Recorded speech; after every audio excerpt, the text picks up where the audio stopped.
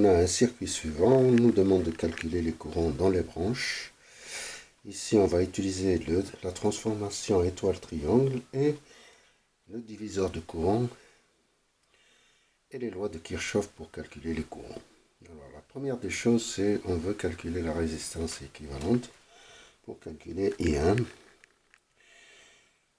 après I1, on aura à calculer I6, I2, I3, I5, I7 et I3. Ok, on va faire la transformation suivante. On va transformer cette étoile en triangle. Voilà. Et on aura 3 fois la résistance, c'est-à-dire 90 ohms. Ici, on a R5'. Ici, on a R3'. Et ici, on a R2'. Voilà. Donc, on dessine le circuit une nouvelle fois. Ça, c'est R1. Ça, c'est R5'. Ça, c'est R3'. Ça, c'est R6. Donc, on peut les séparer un peu pour pouvoir calculer justement. Ça, c'est R2'. Et ça, c'est R7. Voilà. C'est notre circuit. Et ici, on a R4. Là, on a R5'. Voilà, le circuit se transforme au circuit suivant. Alors, d'ici, on peut calculer. Voilà, on peut utiliser le diviseur de courant. Je vous explique. Le diviseur de courant, si on a deux résistances en parallèle, R1 et R2, on peut calculer I2 et I1 en fonction de I.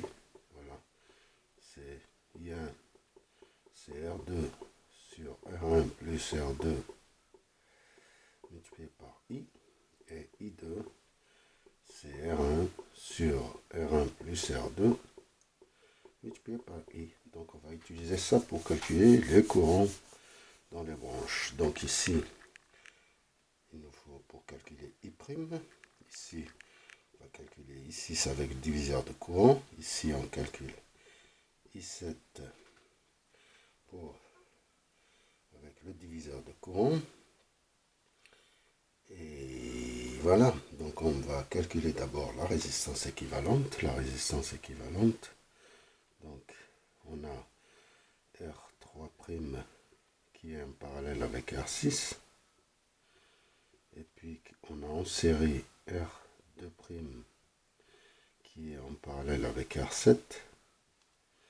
Et puis on a tout ça qui est en parallèle avec R5'.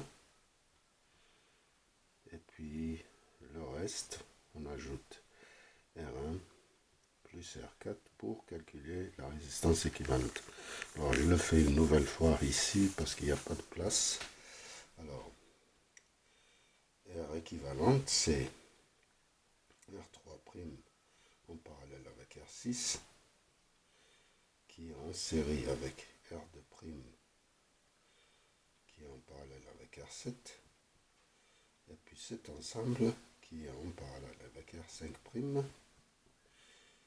Et tout cet ensemble qui est en série avec R1 et R4. Là, c'est 10 ohms. Ça, c'est 60 ohms. Ça nous donne R3', on l'a calculé, c'est 90 ohms. C'est 3 fois 30. En parallèle avec R6, R6 c'est 60 ohms. Plus R2', c'est 90 parallèle avec 10 ohms. Et tout ça nous donne, ici ça nous donne 36 plus 9. Tout ça nous donne 45 ohms. Et qui est en parallèle avec R5' qui est de 90 ohms. 90 ohms. Et tout ça nous donne résistance équivalente de 30 ohms. ajoute 10 et 60 pour nous donner 100 ohms. Voilà, on a calculé la résistance équivalente. On peut calculer I1, c'est V sur RE, c'est 100 sur 100, c'est 1 ampère. D'ici, on peut calculer I'. I', c'est R5' sur cet ensemble qui fait 45, je pense, 45. Donc, je vais l'appeler R2, 3, 6, 7, plus R5' multiplié par 1. Donc, R5', c'est 90 sur 45 plus 90 multiplié par 1. Donc, ça nous donne 90 sur 135. Ça nous donne un tiers ampère.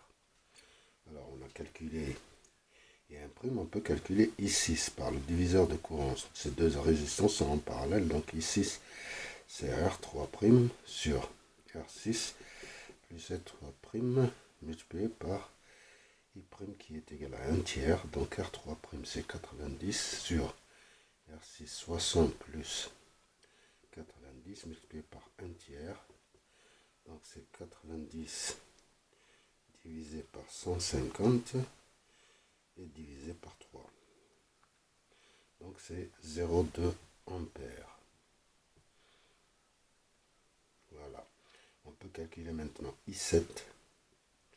I7 c'est R2' sur R2' plus R7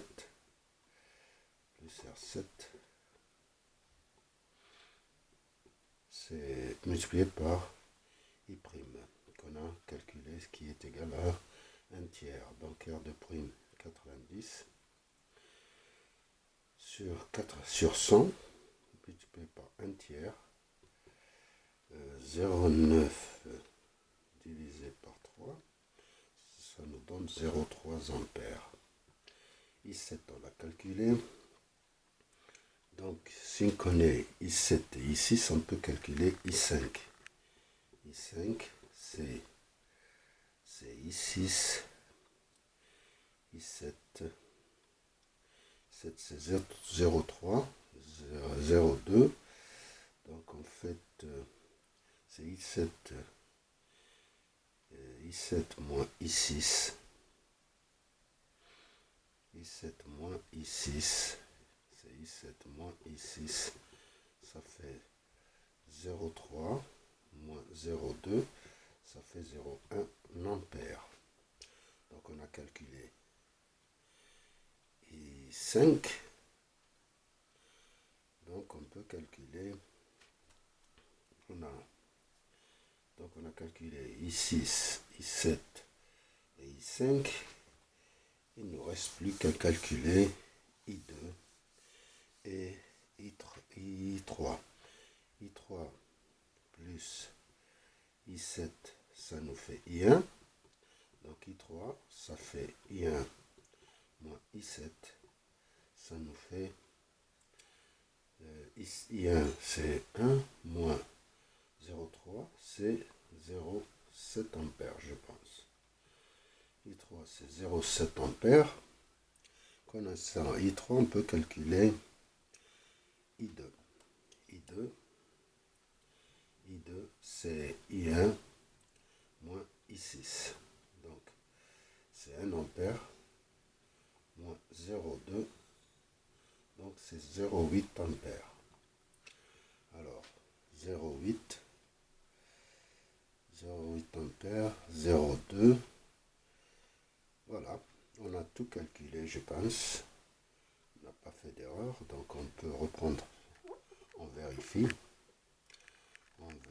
à peu près tous les courants si ça correspond. Ici on a 1 ampère, 0,6 on a 0,2 ampères, donc ici ça doit être 0,8 ampères.